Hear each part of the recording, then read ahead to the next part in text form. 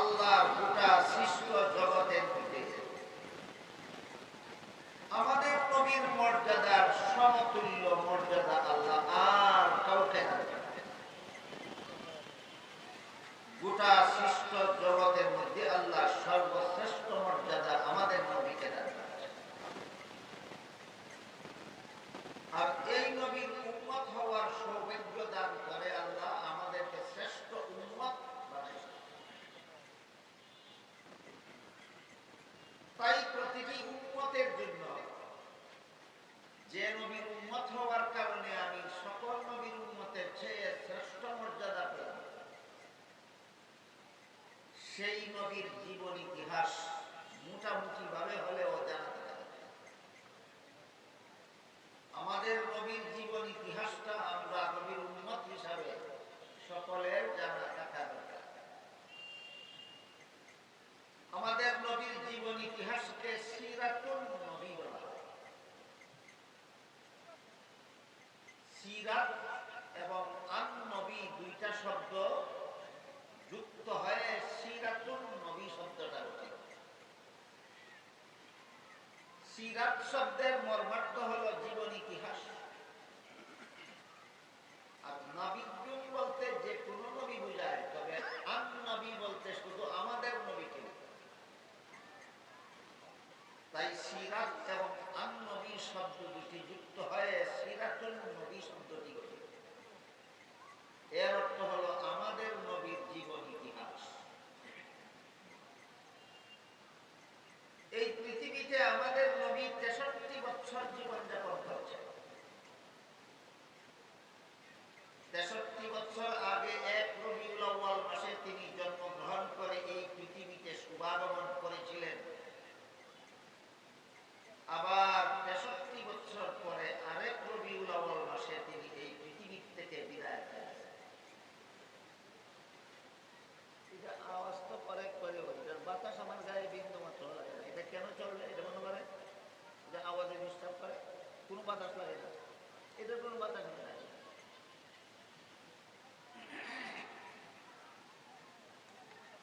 63 বছর আগে 1 রবিউল আউয়াল মাসে জন্মগ্রহণের মাধ্যমে তিনি এই পৃথিবীতে শুভাগমন করেছিলেন।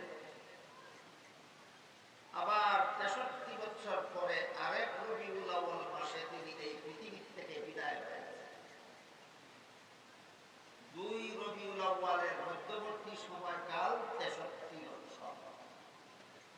2 রবিউল আউয়ালের মধ্যবর্তী সময়কাল 63। এই 63 বছরের পবিত্র জিন্দেগিকেই সিরাতুন নবী বলা হয়, আমাদের নবীর জীবন ইতিহাস। আমাদের নবীর জীবন ইতিহাসের যে অংশ না জানলে ফরজ আমল জানতে পারা যাবে না। কোন ফরজ বিষয় জানতে হলে জীবনের যে অংশ জানতে হবে, সিরাতুন নবীর সেই অংশ আলোচনা করা, শোনা, জানা, বুঝা, সেটাও করা।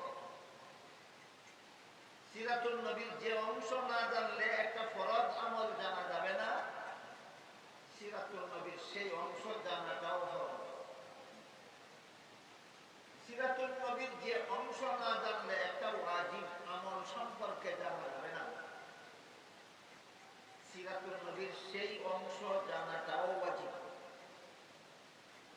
সিরাতুন নবীর যে অংশ না জানলে একটা সুন্নত আমল জানা যাবে না, সিরাতুন নবীর সেই অংশটা জানাও সুন্নত। দেখুন তো আপনারা কথাটা বুঝলেন কিনা? সিরাতুন নবীর কিছু অংশ আছে জানা উম্মতের জন্য ফরজ। সিরাতুন নবীর কিছু অংশ আছে যা জানা উম্মতের জন্য ওয়াজিব। কিছু অংশ এমন আছে যা জানা উম্মতের জন্য সুন্নত। কোন অংশ জানা সুন্নত, যেটা না জানলে একটা ফরজ আমল জানার উপায় নেই। কোন অংশ জানা ওয়াজিব, যে অংশ না জানলে একটা ওয়াজিব আমল জানার উপায় নেই। কোন অংশ জানা সুন্নত, যে অংশ না জানলে একটা সুন্নত আমল জানার উপায় নেই। যেমন এক হাদিসে রাসূল করিম সাল্লাল্লাহু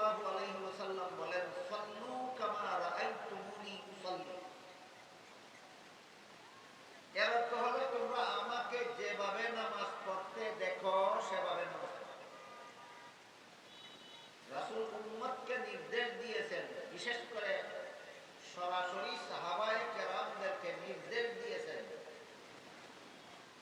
তোমরা আমাকে যেভাবে নামাজ পড়তে দেখো সেভাবে নামাজ। আমার কথা যদি আপনাদের বুঝতে অসুবিধা না হয়, যদি সহজে বুঝতে পারেন, তাহলে বলুন তো রাসূল কি নামাজ পড়েছিলেন জন্মের দিনে না জীবন ইতিহাসে? রাসূলের জীবনের যে অংশে ফরজ নামাজগুলি পড়েছেন সেই অংশ জানাও উম্মতের জন্য ফরজ। রাসূলের জীবনের যে অংশে ওয়াজিব নামাজগুলি পড়েছেন সেই রাসূলের যেভাবে নামাজ পড়েছেন সেভাবে পড়তে হইলে রাসূলের সেই জীবনের সেই অংশ জানাটাও ওয়াজিব। রাসূলের জীবনের যে অংশে সুন্নত নামাজ পড়েছেন, রাসূলের অনুসরণে নামাজ পড়তে হইলে সিরাতুন নবীর সেই অংশ জানাটাও সুন্নত। আমরা জানি দৈনিক 5 বেলার নামাজ পড়া, আমরা জানি ঈদের নামাজ ওয়াজিব, বিতিরের নামাজ ওয়াজিব, আমরা জানি তাহাজ্জুদের নামাজ সুন্নত। আপনারা কি জানেন? 5 বেলার নামাজ ফরজ কিন্তু, ঈদের নামাজ ওয়াজিব কিন্তু, তাহাজ্জুদের নামাজ সুন্নত কিন্তু। নবীর জীবনের যে অংশ না জানলে 5 বেলার ফরজ নামাজ শেখা যাবে না, সেই অংশ জানা হবে। রাসূলের জীবনের যে অংশ না জানলে ঈদের নামাজ শেখা যাবে না, সিরাতুন নবীর সেই অংশ জানা উচিত। সিরাতুন নবীর যে অংশ না জানলে তাহাজ্জুদের নামাজ শেখা যাবে না, সিরাতুন নবীর সেই অংশ শেখা চলবে। দেখুন তো কথাটা বললেন কিনা? যেহেতু রাসূল বলেছেন আমাকে যেভাবে নামাজ পড়তে দেখো তোমরা সেভাবে। 5 বেলার নামাজ রাসূল যেভাবে পড়েছেন আমাদেরকে সেভাবে পড়তে হবে। ঈদের নামাজ রাসূল যেভাবে পড়েছেন আমাদেরকে সেভাবে পড়তে হবে। তাহাজ্জুদের নামাজ রাসূল যেভাবে পড়েছেন আমাদেরকে সেভাবে পড়তে হবে। আমি যদি জানি না রাসূল 5 বেলার নামাজ কিভাবে পড়েছেন, আমি যদি জানি না রাসূল ঈদের নামাজ কিভাবে পড়েছেন, আমি যদি জানি না রাসূল তাহাজ্জুদের নামাজ কিভাবে পড়েছেন, তাহলে কি আমি নামাজ পড়ি করতে পারবো? তাহলে সিরাতুন নবীর যে অংশ জানলে 5 বেলার নামাজ রাসূল কিভাবে পড়েছেন জানতে পারা যায়, সেই অংশ সিরাতুন নবীর সেই অংশ জানাও ফরজ। সিরাতুন নবীর যে অংশ জানলে রাসূল কিভাবে ঈদের নামাজ পড়েছেন জানতে পারা যায়, সিরাতুন নবীর সেই অংশ জানাও ওয়াজিব। সিরাতুন নবীর যে অংশ জানলে রাসূল কিভাবে তাহাজ্জুদের নামাজ পড়েছেন জানতে পারা যায়, সিরাতুন নবীর সেই অংশ জানাও। আর রাসূলের জীবনের যে অংশ না জানলেও ফরজ আমল করা যায়, সিরাতুন নবীর যে অংশ না জানলেও ঈদের নামাজ পড়া যায়, সিরাতুন নবীর যে অংশ না জানলেও তাহাজ্জুদ নামাজ পড়া যায়। সেই অংশ জানা ফরজ নয়, ওয়াজিব নয়, সুন্নাত নয়, কিন্তু মুস্তাহাব। কিন্তু রাসূলের জীবনের যে অংশ না জানলে ফরজ ওয়াজিব সুন্নাত আমলে কোনো ব্যাঘাত হয় না। সিরাতুন নবীর যে অংশ না জানলে ফরজ ওয়াজিব সুন্নাত আমলের কোনো ডিস্টার্ব হয় না। সেই অংশ জানাও সওয়াবের কাজ, সেই অংশ জানাও সওয়াবের কাজ।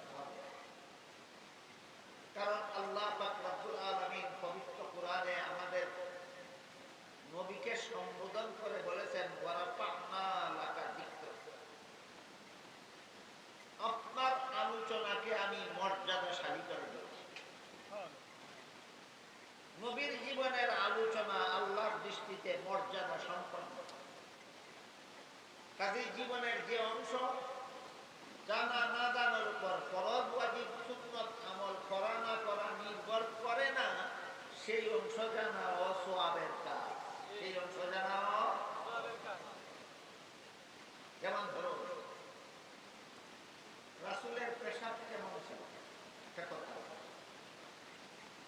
জানে না সে কি 5 বেলার ফরজ নামাজ পড়তে পারবে না?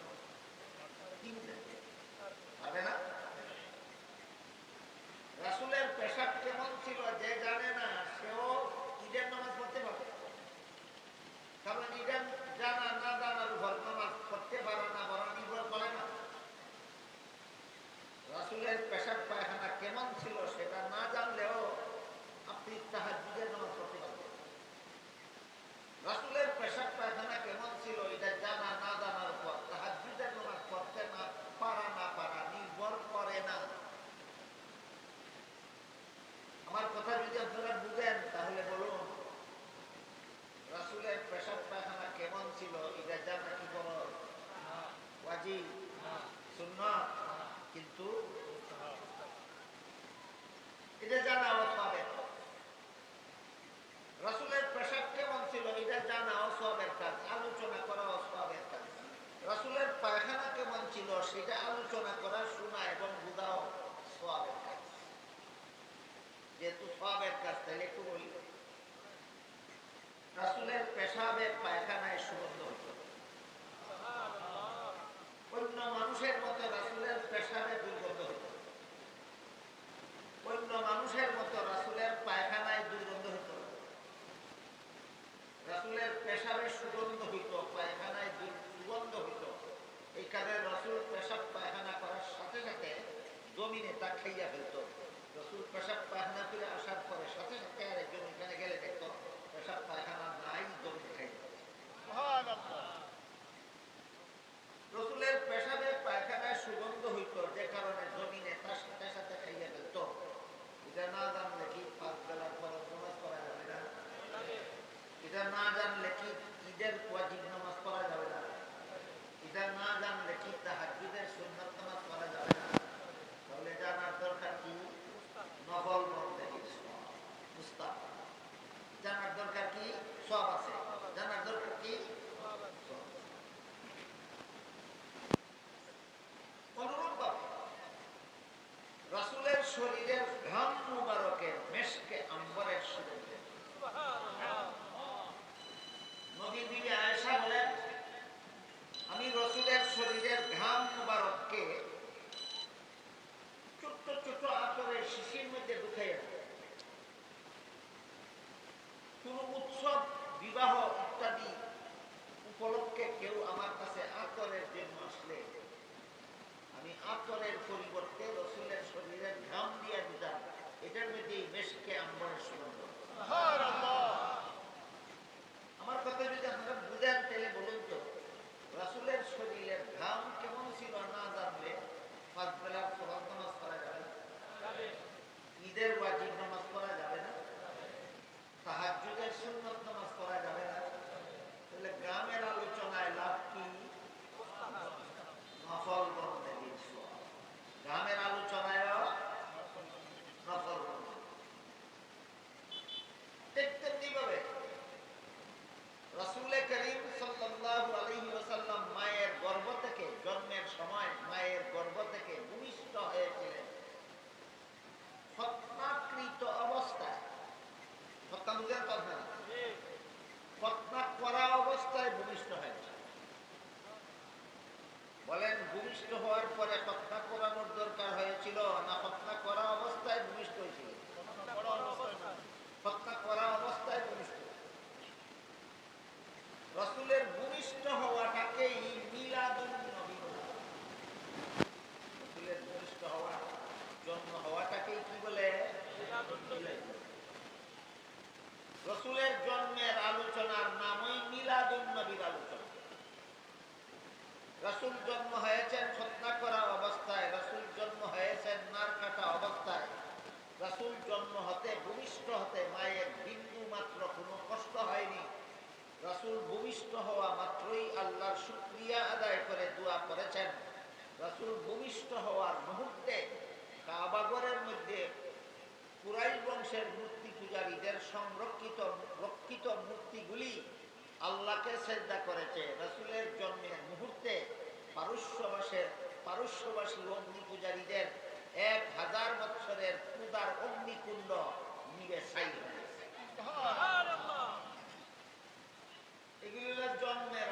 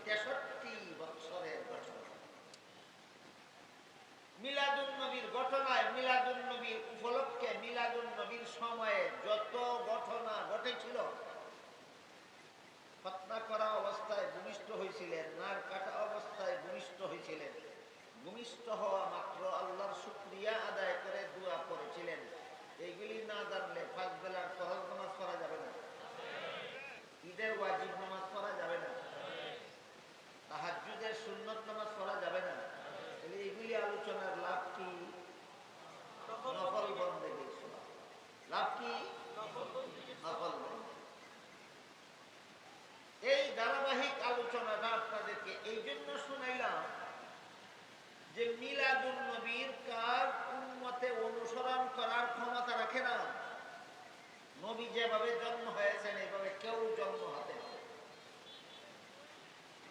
নবী যেভাবে জন্ম হয়েছেন সেভাবে কেউ জন্ম হতে পারবে না। শুধু আলোচনা করলে নফল বন্দেগীর সব পাবে। কাজেই মিলাদুন নবী পালনীয় না আলোচ্য? আলোচ্য। মিলাদুন নবী পালন করা যায় না, পালন করার ক্ষমতাও কোনো মানুষের নয়। শুধু আলোচনা করলে নফল বন্দেগীর সব। প্রথম কথা হলো মিলাদুন নবী পালনীয় নয়, আলোচ্য। আপনারা কেউ পারবেন নবী যেভাবে জন্ম হয়েছিলেন সেইভাবে জন্ম হইতে পারবে? তাহলে মিলাদুন নবী পালন করা যায়? পালন করা যায়। পালন করার ক্ষমতাও কোনো মানুষের না। শুধু আলোচনা করা যায়। আলোচনার লাভ ফরজ ওয়াজিব সুন্নাত না নফল? এই নফল এর বাহানায় যদি আপনি সিরাতুল নবী থেকে বিরত থাকেন, নবীর জীবন ইতিহাসের আলোচনার থেকে যদি দূরে সরে থাকেন, আপনি পাঁচ বেলার ফরজ নামাজ শিখবেন কি জন্মের দিনের ঘটনার থেকে না জীবন ইতিহাস থেকে? ঈদের ওয়াজিব নামাজ শিখবেন কি জন্মের ঘটনার থেকে না জীবন ইতিহাস থেকে?